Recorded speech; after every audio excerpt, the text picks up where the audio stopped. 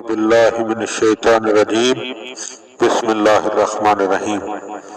مولا کائنات حضرت امیر المومنین علی ابن ابی طالب علیہ السلام کے مجموعہ کلام نہج البلاغہ کے پہلے باب کا خطبہ نمبر 92۔ وبرکت ہے وہ خدا کہ جس کی ذات تک بلند پرواز ہمتوں کی رسائی نہیں، اور نہ عقل و فہم کی قوتیں اسے پا سکتی ہیں۔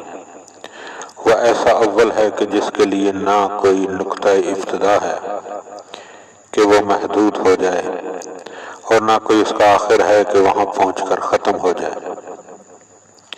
اسی خطبے کا ایک حصہ اس نے ان انبیاء کو بہترین سونپے جانے کی جگہوں پر رکھا اور بہترین ٹھکانوں میں ٹھہرایا۔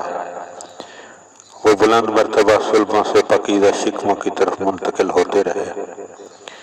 جب ان میں سے کوئی گزر جانے والا گزر گیا تو دوسرا دین خدا کو لے کر کھڑا ہو گیا، یہاں تک کہ یہ الہی شرف محمد صلی اللہ علیہ وآلہ وسلم تک پہنچا، جنہیں ایسے معدنوں سے کہ جو پھلنے پھولنے کے اعتبار سے بہترین، اور ایسی اصلوں سے کہ جو نشو نما کے لحاظ سے بہت باوقار تھی، پیدا کیا۔ اسی شجرہ سے کہ جس سے انبیاء پیدا کیے اور جس میں سے اپنے امین منتخب فرمائے۔ ان کی عزت بہترین عزت، قبیلہ بہترین قبیلہ، شجرہ بہترین شجرہ ہے، جو سرزمین حرم پر اگا اور بزرگی کے سایہ میں بڑھا، جس کی شاخیں دراز اور پھل دسترس سے باہر ہیں۔ وہ پرہیزگاروں کے امام، ہدایت حاصل کرنے والوں کے لیے سرچشمہ بصیرت ہیں۔ وہ ایسا چراغ ہیں کہ جس کی روشنی لو دیتی ہے، اور ایسا روشن ستارہ ہیں کہ جس کا نور ضیاء پاش، اور ایسا چکماک کہ جس کی ذو فشانیاں شعلہ فشاں ہے۔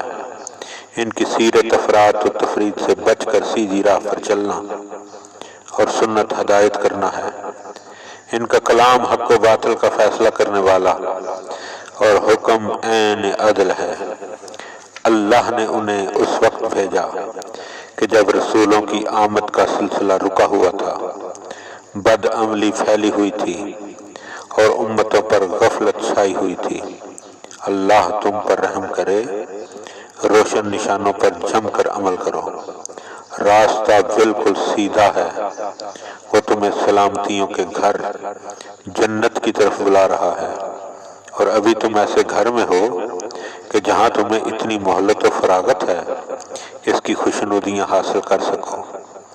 ابھی موقع ہے کیونکہ اعمال نامے کھلے ہوئے ہیں، قلم چل رہے ہیں، بدن تندرست و توانا ہے، زبان آزاد ہے، توبہ سنی جا سکتی ہے اور اعمال قبول کیے جا سکتے ہیں۔